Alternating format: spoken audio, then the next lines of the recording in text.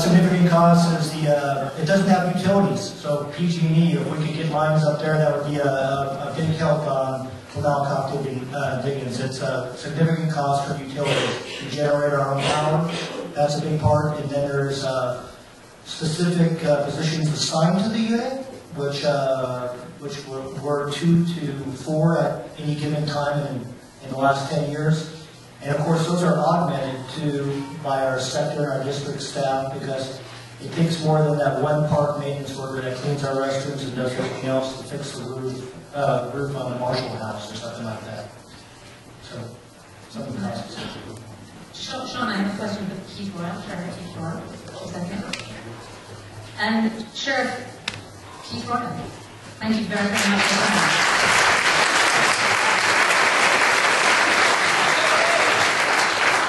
People are asking is, without park rangers, what's going to happen about things like fire and rescue?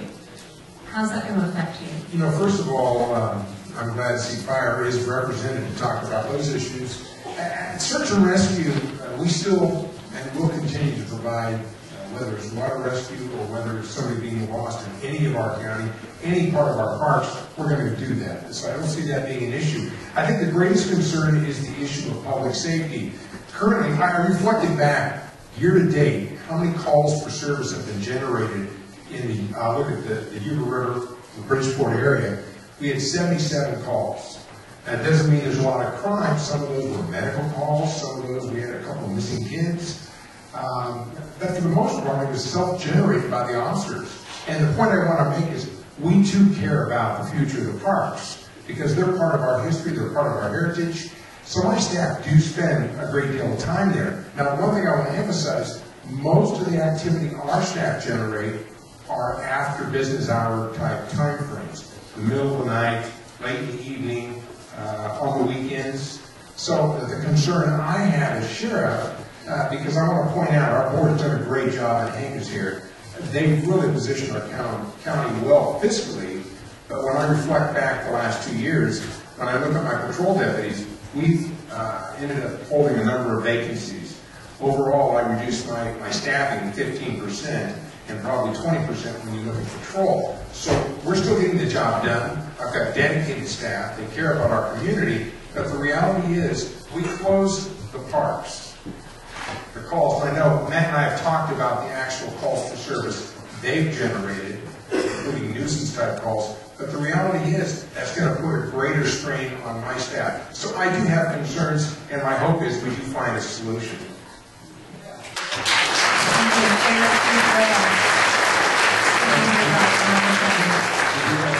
Number of dignitaries with us this evening, and I'd like to ask Supervisor Weston. He's the supervisor from the 4th District, is in his 2nd term, and he represents most of the South Yuba River and Malakoff as well. Yeah. Thank you. These are our parks. This is my park, and we are going to save these parks. So.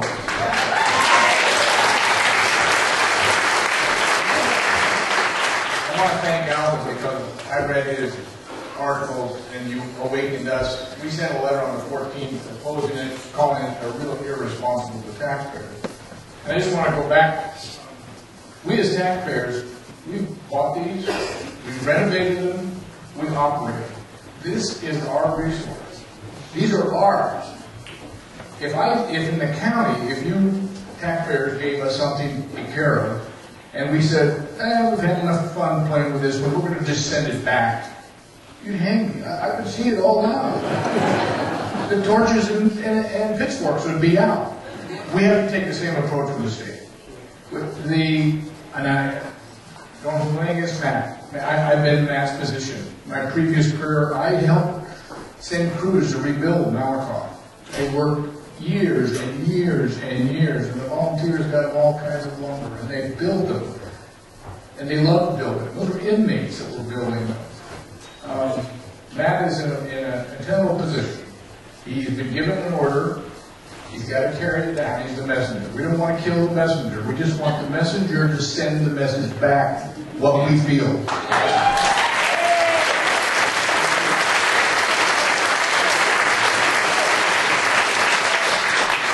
This is a major economic issue, as Kayla brought up. This is a major economic issue for two communities I represent, the Penn Valley area and the San Juan Ridge.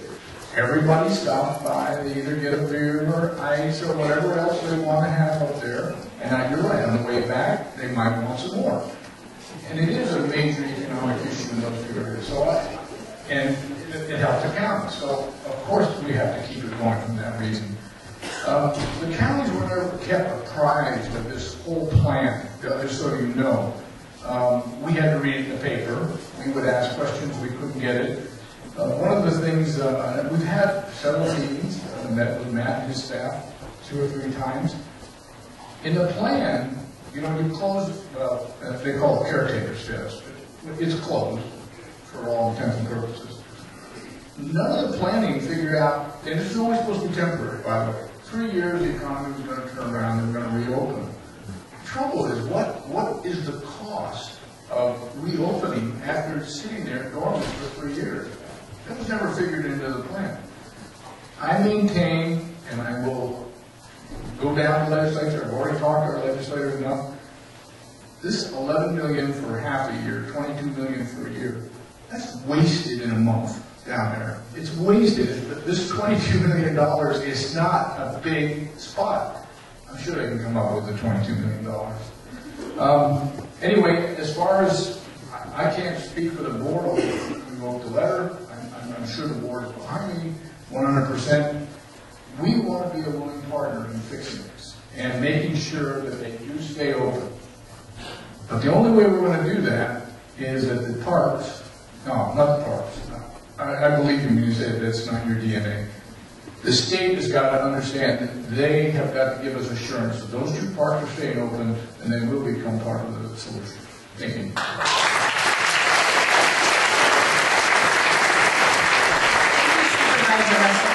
So it sounds like, in understanding this, that the county supervisors are going to do what they can. Is that correct? On the spot.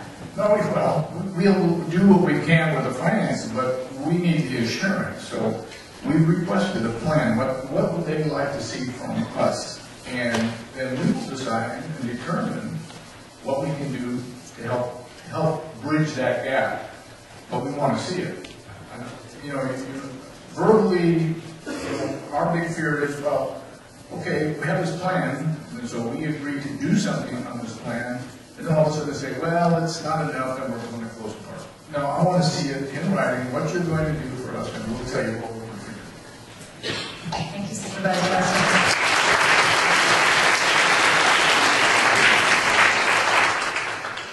So, we've talked a lot about the statistics and what it means to have the park closure. We've talked a lot about the logistical aspects of that.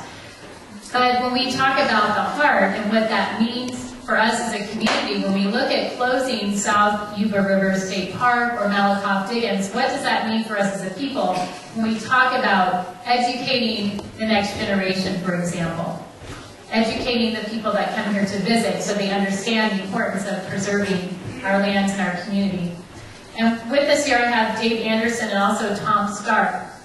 Dave is with SERPA, South Yuba River Parks Association. He's the president, and I'm sure many of you have participated in some of the activities that they've offered in leading tours.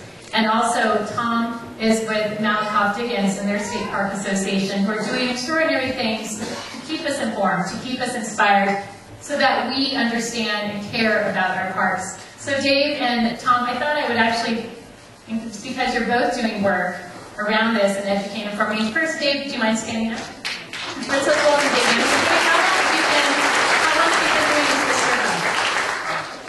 I've been with SERPA for about 3 years, vice president for a year, and president going on my 2nd year now. So, and what is it in particular, talking about the heart that your passion around this and why it's so important for all of us to be here and to really look at how we're going to save South Yuba and then also Malakoff-Diggins. Well, let me first discuss a little bit about what the association is. We're a nonprofit. We have a contract with the state. We provide financial support, interpretive materials, educational support to the volunteers and to the park. Now, understand, the volunteers work for the state. Our association members work for the association. There's a huge overlap. Most of our association members are volunteers, most of our volunteers are association members. But we do need to keep those separate. And one of our big concerns is, if the park does close, the volunteers can no longer work in the park. That means no more wildflower walks, no more school tours, no more visitor center, no more go pending. All those things that we so much enjoy. As an association, we've, I don't know how many have been out there recently, but have you seen the Shell gas station?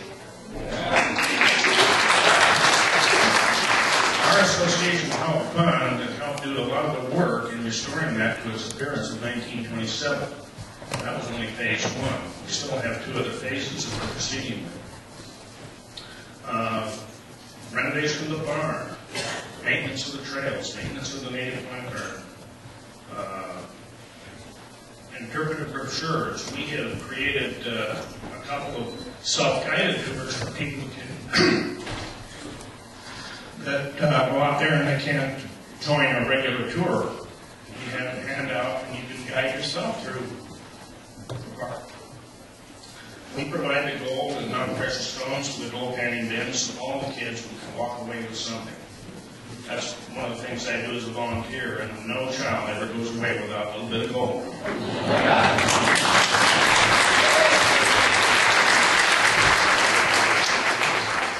The association has a philosophy right now, business as usual. We are not assuming the park is going to close.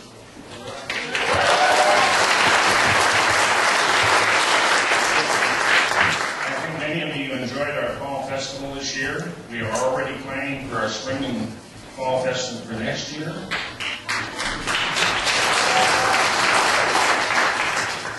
As part of our spring festival, we are going to have a sesquicentennial celebration, the 150th birthday of the bridge in the barn. 150 years.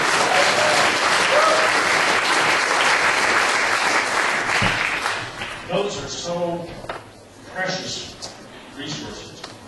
We just can't afford to face the risk, either through vandalism, fire, or whatever. We've got to keep the park open.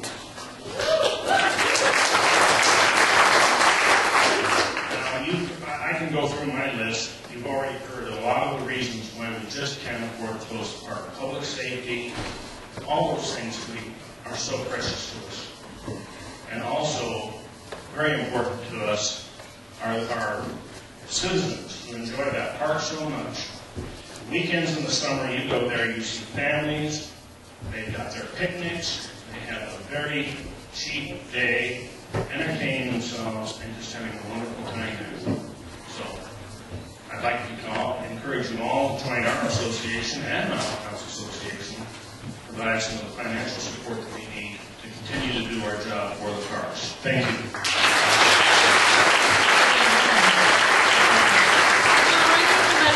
As well, since we just talked about South Ubit and the treasure that Malakoff Dickens is and the services that you provide.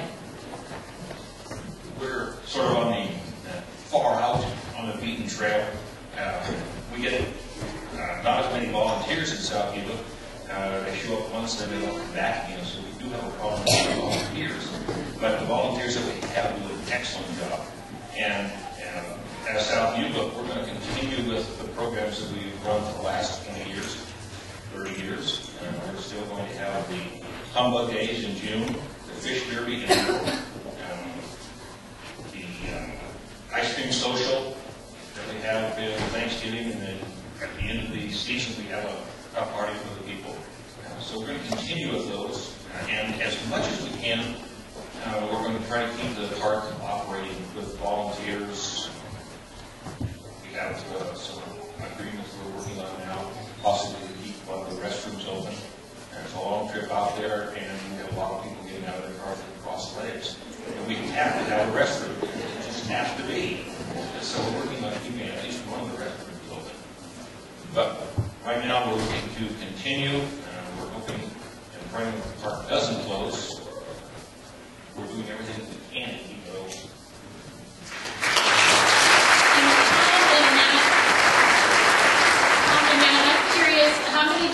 children has Malakoff Diggins served on, you know, I don't know if all of you know, but Malakoff Diggins is known across the state for children, elementary school age, coming and camping out there every year. We have an environmental learning program where the grade school kids come out and spend anywhere from a day to 4 to 5 days, and we're one of 10 parks in the state that still have overnights for the kids to come out and enjoy. And they live like the settlers did. They're a living history. We're going to continue that. That's coming up again in the spring. And we also have a group that brings students again, grammar school students, the trail guides. They're going to be back with us again this year. And they donate considerable money to keep the park open. They come in with a checkbook in order to keep the programs going. And we have about, I think it's a little over 3,000 kids coming through every year.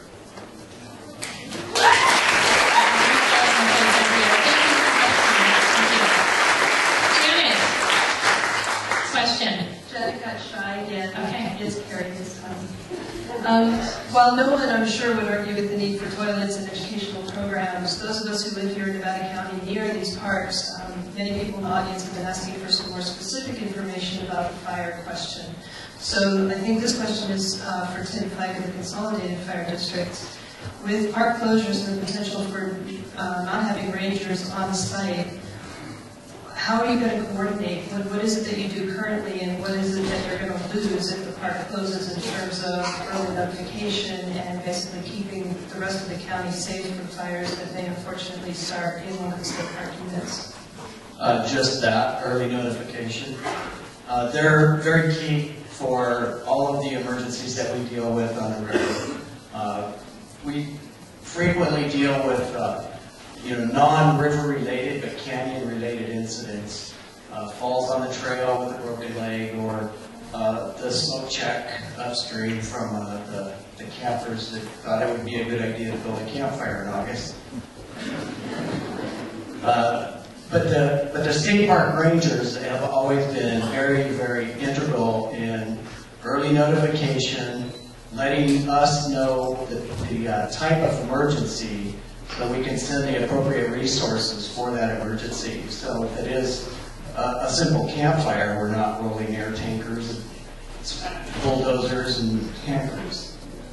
If it's a river rescue, quite often they're there and have stabilized the incident and notified us of the situation, and we quite often will have a helicopter en route. And that early notification saves us a good 15 minutes, whether somebody has to drive out of the canyon, find a south site, make the emergency notification, and then we get notified and have to respond to the river. So without radio communication, you're looking at least a 20-minute delay before we actually know what it is.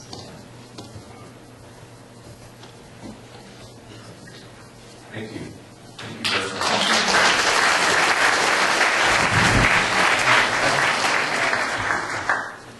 I have two folks here today who've already gotten into action on this issue.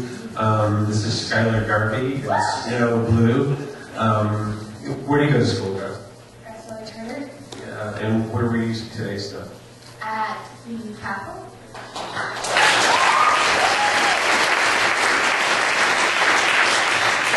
Why don't you tell me a little bit about what you were doing there today?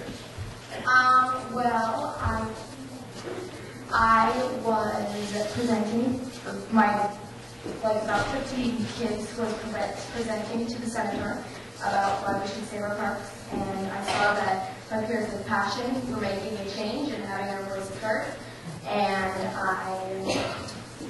they did poems and speeches and slips, and they really think that the parks should stay open, so they tried their hardest to make them stay open. I also learned that the senator is very passionate about parks, and it's going to be a hard decision for him to make. And I am going to try really hard to get the 5,000 signatures that we need to make him not have to.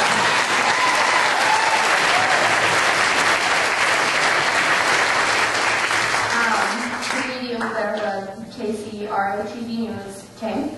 And after the fact, I heard that the senator,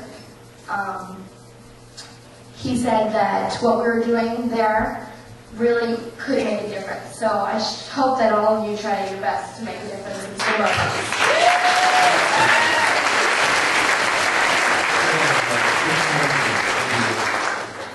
I learned that the Capitol is our building and that the South Yuba is our park. I learned that nature is our teacher and these parks are our classroom. The river is our classroom that we need to learn in. My peers and I learn with our senses, and the Yuba River is one of those. If we don't keep the parks open, there will be vandalism, trash, pollution, and a lot of lost memories. If we keep our parks open, they will continue to be a beautiful place and a lively memory from our heritage. There are 70 parks on the closure list, and we need 5,000 signatures on our petition. My classmates and I are going to get those, and we want your help to keep our classroom open.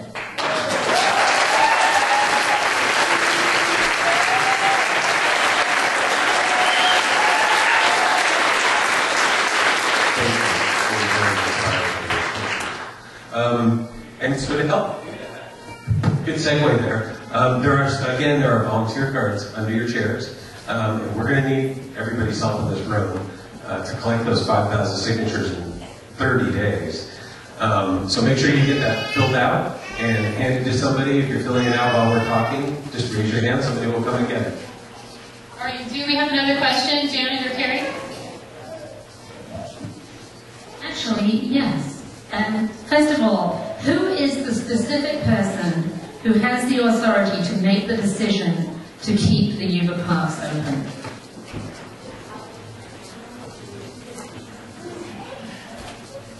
The governor, and then Director Ruth Cohen.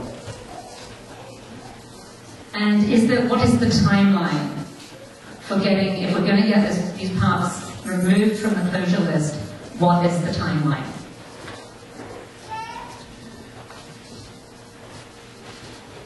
I don't know about a specific timeline, but it has to, we're already in that direction. I think that we have a couple of, we have January and February where we have to make some impact. We've got tires on the road.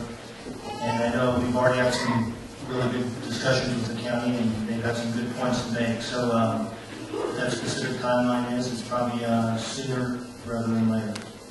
So we're talking a matter of months? Yes. Okay. Thanks.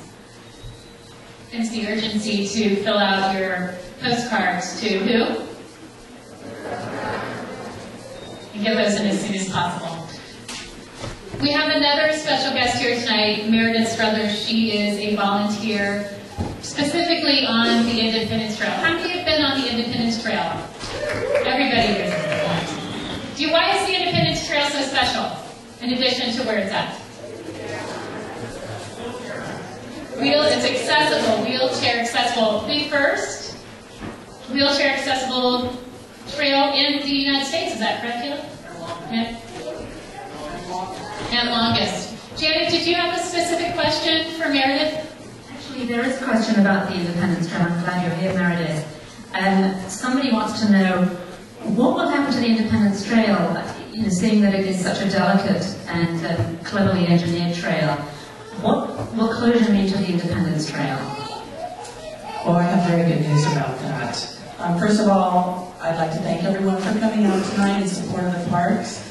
And I represent Sequoia Challenge. We were founded in 1974 by the late John Olmsted.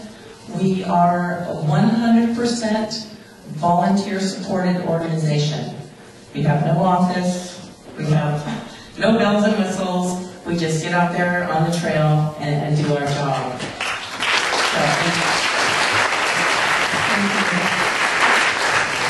So, we could never thank all the people who are responsible for building that trail. There are just too many to name, and we have an ongoing group of support for the trail. So I would like to say, with each passing, they say there's a new beginning, and we miss John Olmsted so much. But in turn, we are so happy that Alden Olmsted has shown up in our community. So Alden, wherever your travels may be, we hope that you will always consider Nevada City your home. The news is, when John, in 1969, and I'm sorry, just would like to give a little bit of history for those who are unfamiliar with the trail. He was a docent for the Oakland Museum and was visiting the area, and he came across the old Excelsior mining canal. And immediately he noticed that it would be perfect. It's got the rock-lined ditches, the adjacent paths that we call berms for the ditch tenders, and wooden bridges that are flumes that cross the ravines for access. So John recognizes right away that could fulfill a dream from one of his friends was to find a level wilderness trail where she could reach out and touch the wildflowers from her wheelchair. So consequently, many years later, lots of volunteer effort, we have the Independence Trail. So good news, we are in partnership with California Department of Parks and Recreation, and they own land out there, and Sequoia Challenge owns land out there. We have about seven parcels for a total of 207 acres on both sides of the trail, east and west. And because of this, I'm happy to say that there is no way that the Independence Trail will be closed, even if the park is.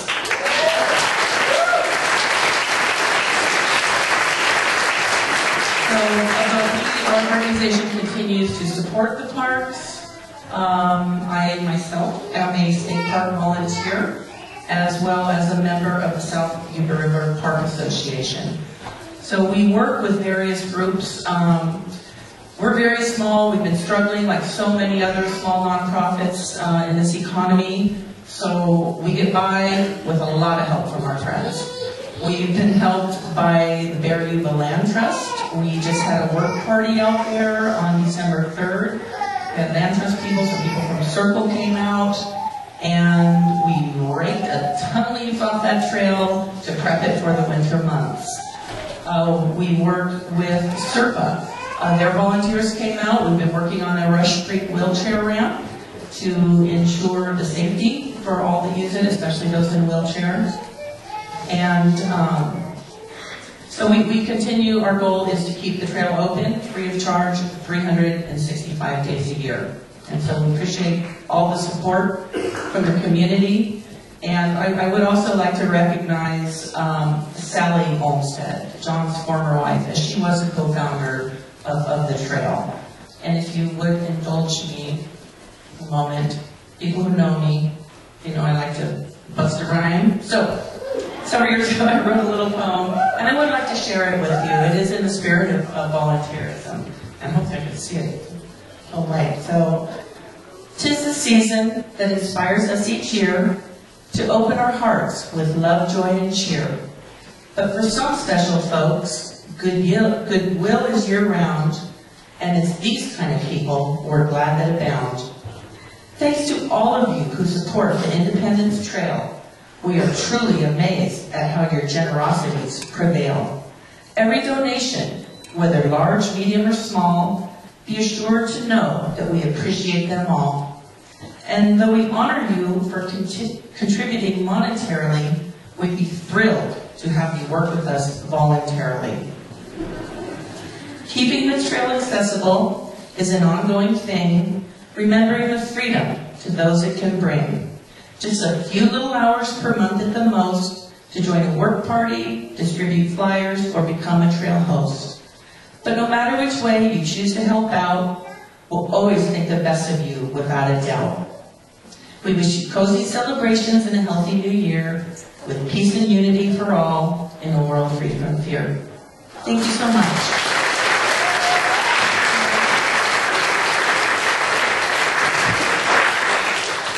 I want to thank Meredith, and I also want to just acknowledge as much work as I've done on the South Yuba River over the last years. Meredith, Dave, Tom, I had no idea what was going on out there, and I'm sure many people in the room just had no clue what is going on at each one of the segments of the river in Malakoff. I just want to thank you. This is coming from pure generosity that you do this, and from the bottom of my heart, I thank you, and I'm sure the room does too.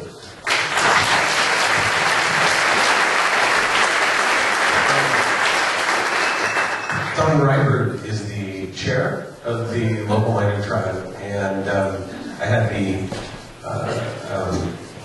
fortune, hopefully many of you in the room did, to attend Calling Back Miss Cameron. Yeah, that's right, because that's what it deserves.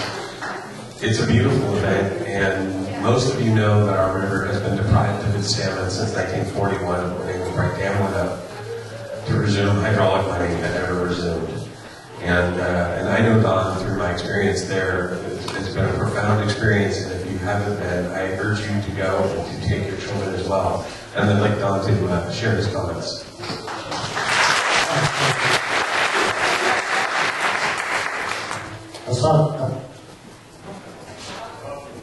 I'm not here tonight because of a vision. I'm here tonight because my friend Robert Bergman kept calling me for days. Thanks, Rick. Yeah, I'd like to thank State Parks for preserving the lands as long as you did. I really thank you for that. You preserved the South Yuba.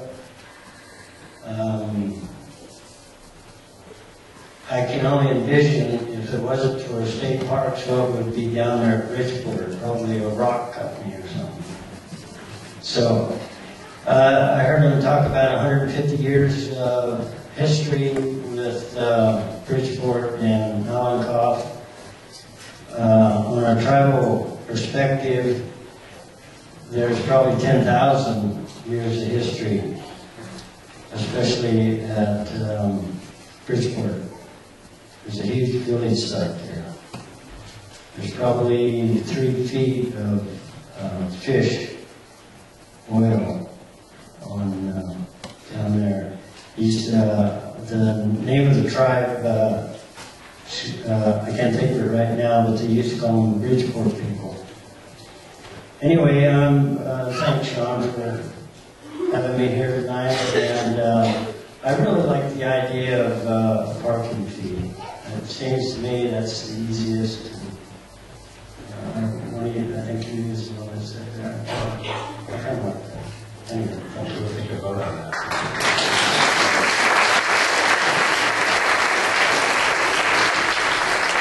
Well, speaking of the fish, the Yuba and Malakoff also serve as great recreation areas too, right? Swimming, hiking, going on wildflower walks. But we also have fly fishermen and women as well. And Frank, would you like to come up? Frank's part of a fly fishing league here in our community. So when you talk about how this serves everyone in our community, I think this is a great example of just the recreational benefits of these incredible state parks that we have here in our community. Thank you. I'm here tonight representing Gold Country Fly Fishers, which is our local fly fishing group here in Grass Valley. And as well as that, I'm also representing the Federation of Fly Fishermen in Northern California, which is 31 other clubs. To say that we are here to back the staying opening of these parks. We will help out on this petition, getting signatures for you, because we feel a real stewardship to the watershed here. This is the South Yuba is a backyard fishery to a lot of us.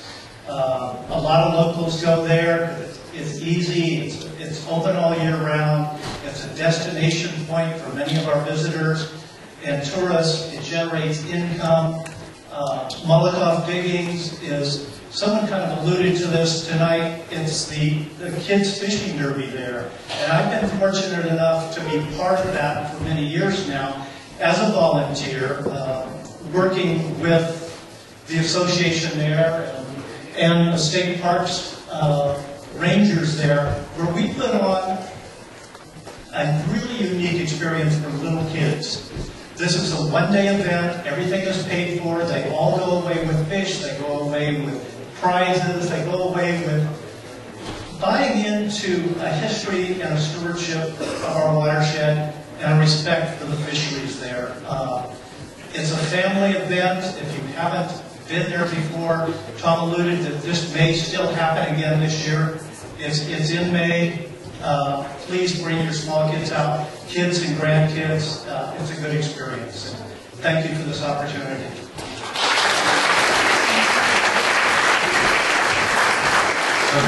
I'm going to bring up Lisa's point that I know there were some questions about jobs and the economy. Lisa is the chair of the Nevada County Economic Resource Council and an incredible public servant. So I want to thank you for being here. Thank you all for being here tonight too. You know, the other hat I wear is also a member of the Grass Valley City Council, and it's very rewarding to see a group of people who are here to solve the problem and not look to just government officials, as I look at some of my other fellow electeds here to solve the problem. So my hat's off to all of you for being in this room and wanting to solve this problem.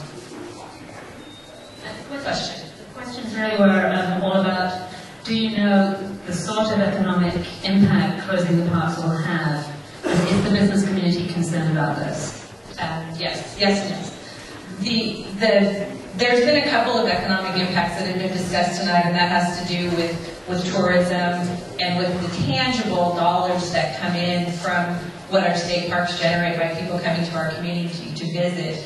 As chair of the Economic Resource Council, our organization is made up of a consortium of different groups in the community. There's 13 different organizations that are represented there: local government, business associations, chambers of commerce, downtown associations, the hospital, the school district. And the thing that we measure with the state parks and with all of our amenities that we have in the community is that our primary goal for the ERC is to create what we call primary jobs. And a primary job is a job that creates something in the community and then exports it out of the community. And I will tell you, we have a great number of businesses in our community to do just that. And the reason that those businesses come here isn't because this is a great place to do business or, you know, that the transportation is great. They come here because they want to live in Nevada County. And the reason they want to live in Nevada County is because of the place that's been created here, through our historic downtowns, through our state parks, through the Yuba River. And if we allow those amenities to go away in our community, we lose our economic base here, because our true economic base in the community are our primary job creators. They're our wealth creators in Nevada County. So we cannot afford for any of those amenities to go away. And did you have any other question in regard to that? Apart from attracting jobs because of the beauty of the area, people wanted to know whether you had statistics. I think Caleb gave them earlier, but from business, from ERC, about how much tourism brings in.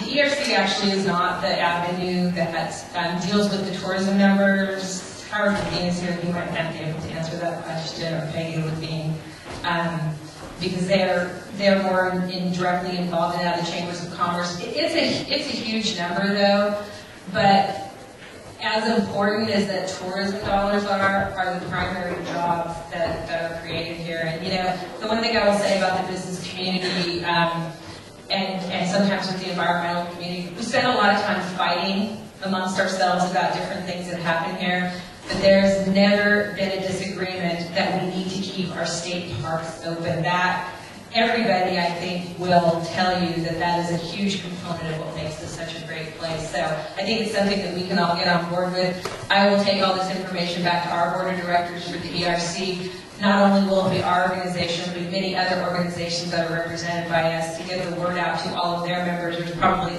well over 2,000 people who will directly get the information that's been provided here. We'll get some of those names on some ballots for you guys. So government listens. Keep doing what you're doing, because government listens. The squeaky wheel gets the grease. People have been asking whether they conduct more petitions to take home with them, and more Caleb, on the circle table outside. So They're available on the circle table outside. They're also, for those at home and in the room, yubayriver.org. The petitions are uploaded there. You can download them at home and print them out and get several hundred of them signed and compete for that Wild and Scenic Film Festival pass. We're getting close to the end of our evening. We have one last speaker, and then we'll hand it back to the panel for some summary. But how many of you were here in 1999? And how many of you remember and savor the Wild and Scenic campaign? It was a moment of empowerment for our community. So many hundreds of folks headed down to Sacramento for lobby days, and thousands of letters. And we were led in that campaign by, at the time, Supervisor Izzy Martin. And I'd love to ask Izzy if she could reflect on this, whether Wild and Scenic affects this at all, and what your thoughts are.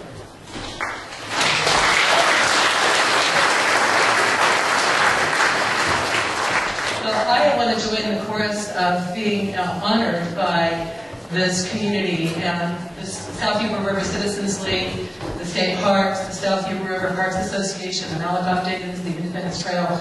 Everyone here, we know that this community works because we actually put our nose to the grindstone, our elbows to the wheels, or whatever, to get the work done. I now serve as the CEO of the Sierra Fund. Our mission is to increase investment in the places that we love in the Sierra, in our communities, in our resources. So everything about what you guys are fighting for tonight is a mission of my organization, the Sierra Fund. But I'd like to offer a couple of pieces of advice to this. I've been an advocate for 30 years. I think we all know that the problem here is that the state budget is wrecked. It's not for some unknown, we don't have a meteor coming at us and going to land at the South Yuba River State Park.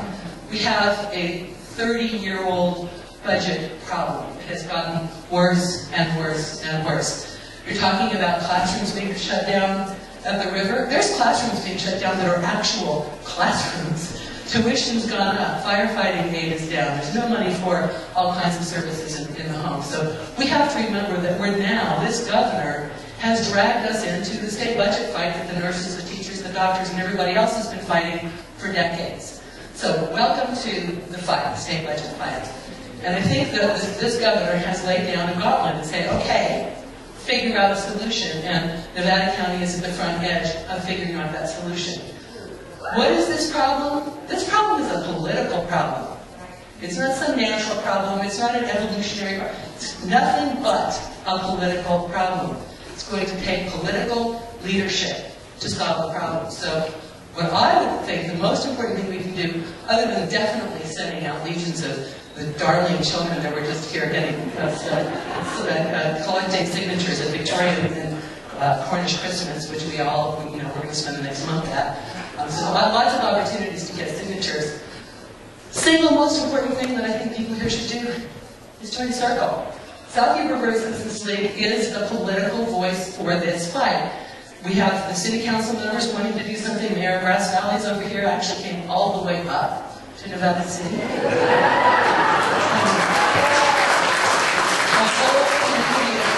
Nobody thinks it should be shut down. But at a certain point, you need an organization that will go and speak with a political voice. That is the South Yuba River Citizens League. It's Circle.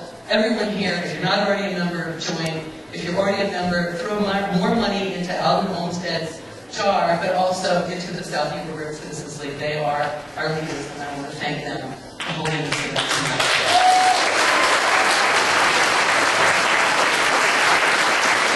Thank you so much, and thank you for the long, hard fight that you have been leading on this river. You said 11 years ago this will never end. It will never end. Until it ends. Janet, there's one more question. And of course, as usual, Izzy has stolen this question, and she's already answered it. But the question really was, what is the single most effective thing I can do? And apart from obviously joining Circle, Caleb, can you answer the question, and what is the single most important effective thing that this question writer can do?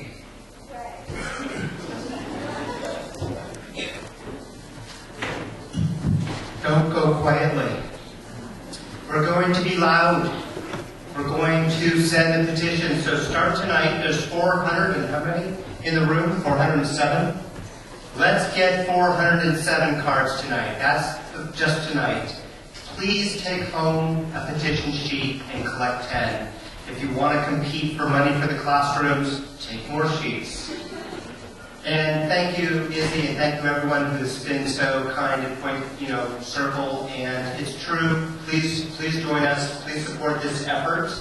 And 40 kids went down to the state capitol today. In 30 days, we want 400 of you to come with us. That'll get their attention. I also want to thank Supervisor Weston for his leadership and encourage all of you. There are so many issues that compete for our local elected officials' attention. Let him know. Let his colleagues on the Board of Supervisors know. Let our state representatives know that this is a priority for you. Call them tomorrow.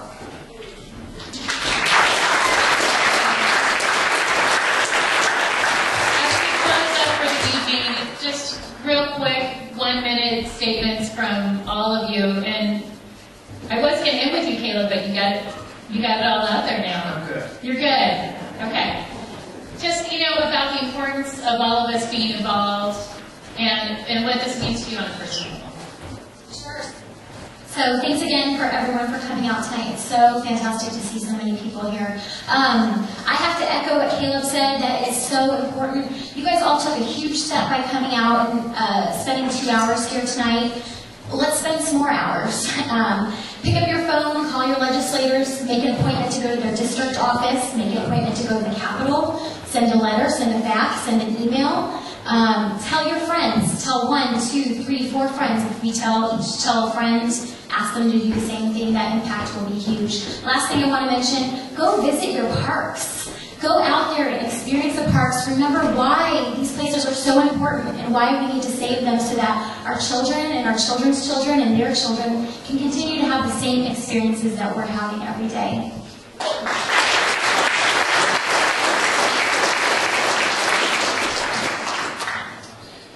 I want to say the same thing. It's incredible to see everyone here. I mean, I've been all around the state, and I haven't seen this type of showing for a public event.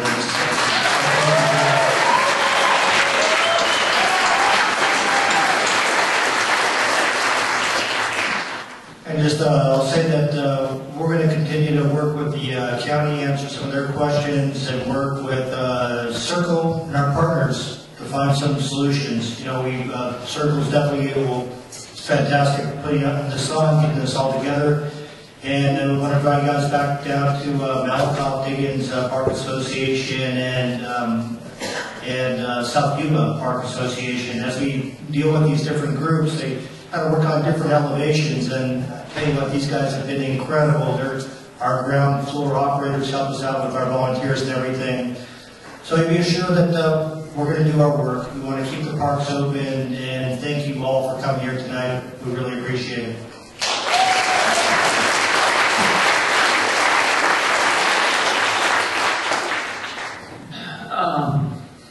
Well, first I want to just say a caveat to my last statement. I have nothing but respect for the state park workers and the rangers, including Matt and Dawn and all of the ones that I've met. And in fact, you guys don't know, but you were part of the first encouragement within the first 30 days of my campaign. Because one of the easy answers, just so you know, as I've gone on the stage, people say, well, it's privatization, privatize parks. And as I met these people that were already in place, already employed, completely excited about their parks, bragging that their parks were the best, and ready to share, and in some cases taking lower pay because of the parks that they were at, I was encouraged that, no, we need to keep these people employed, and we need to keep these people employed at jobs that they like and jobs that they're good at.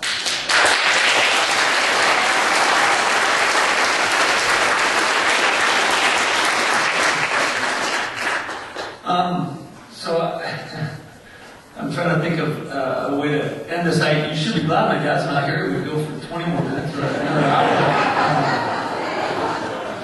But I know you wouldn't let you have listened. That's why. I am, just completely continue to be humbled. My bottom line is that too much work has gone into these parks.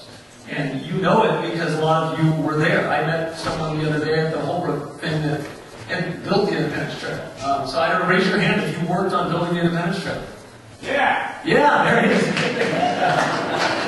Yeah. So there's more than that. I mean, it's amazing the amount of people that put their money where their mouth was and really got this going. So I'm trying to think of a short story I can tell.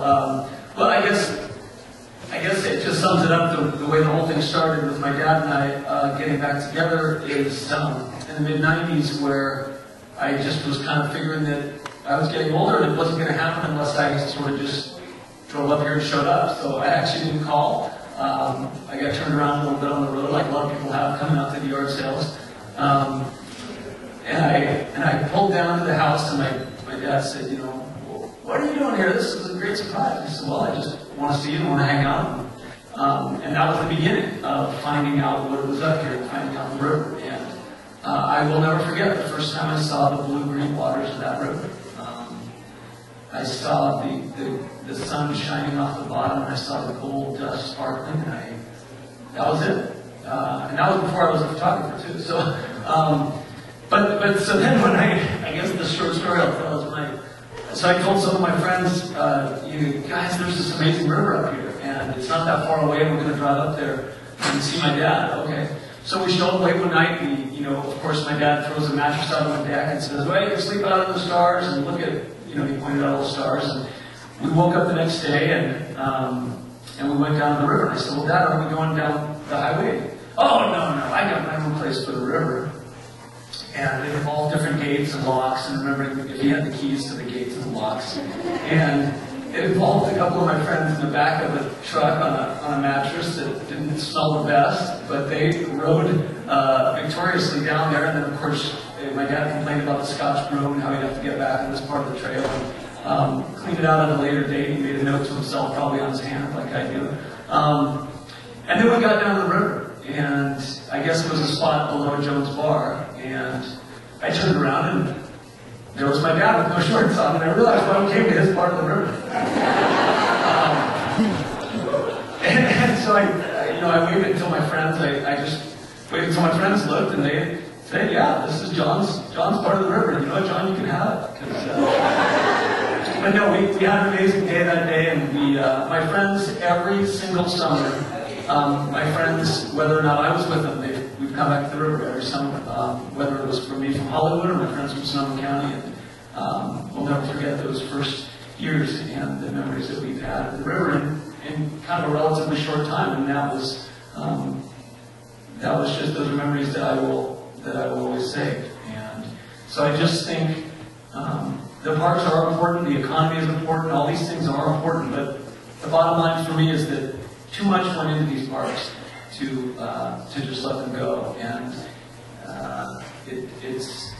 it takes asking questions, and it takes being smart, and I think it takes being creative, and I think it takes being fun, and I am determined to find fun and creative ways that we can enjoy saving our parks. And I said this at the beginning, maybe I'm just an optimist, but if at the end of this whole thing, if what results is that the people in all the communities, all the 70 parks that are on the list, are more knowledgeable about their parks, more active in their parks, and show up even just one day a year to help do something and to supplement the rangers' jobs. If that results, then this was actually a good thing.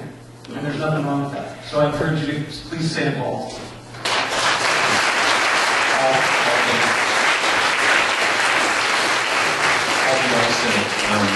I can tell you with all certainty that your father is very proud of you. Thank you.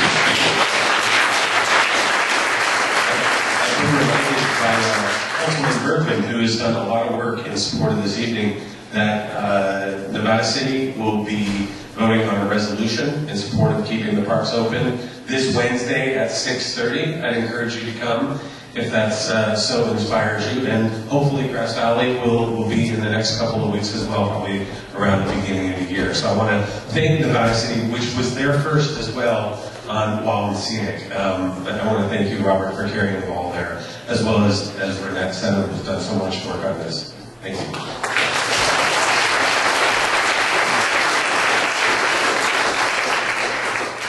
Yeah, Caleb, we're going to hand it over to you. You've got closing comments for about 3 or 4 minutes. Thank you.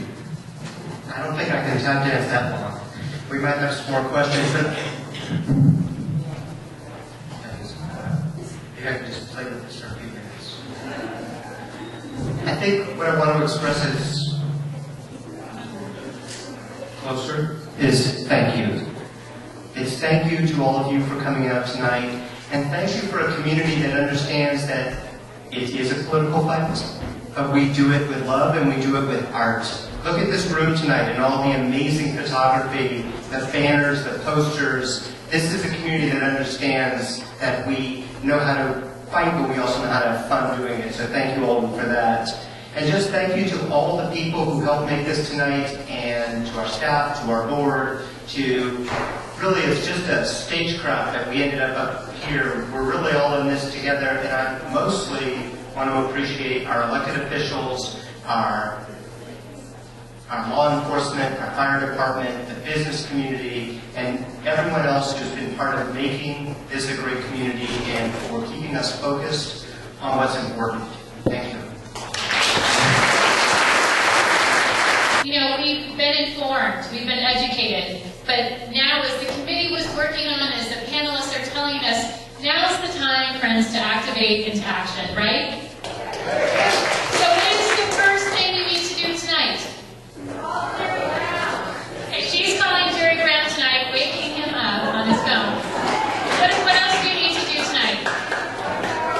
Hand in a postcard. If you're listening on the radio right now, you can go to circle.org and volunteer. Hand in your postcard tonight. In fact, for those who are already committing to volunteering and to be part of this movement to save our parks. In addition to that, you will be participating in a raffle drawing as well. Did we mention that earlier? Okay. So if you turn in your volunteer card tonight, just tonight, you will be able to participate in the raffle drawing. All of the gifts are displayed right there on the table. So we really want each and every one of you to think about first, what is your favorite memory of the river? What's your favorite memory of the river? And think about what is it that I can do to help preserve that memory and to ensure that we're going to create other memories together for ourselves, for our community, for those beyond who've never been to Yuba River or Malakoff Diggins. What is that we're going to do for the next generations to come to ensure that they also have opportunities? Part of that is thinking inside about our favorite memories and why it's so important to us. And second, taking that volunteer card. Third, do you remember the postcards? Who does the postcard go to? Governor Jerry Brown. And that needs to happen when? Tonight. You've got within the next, 30 days to our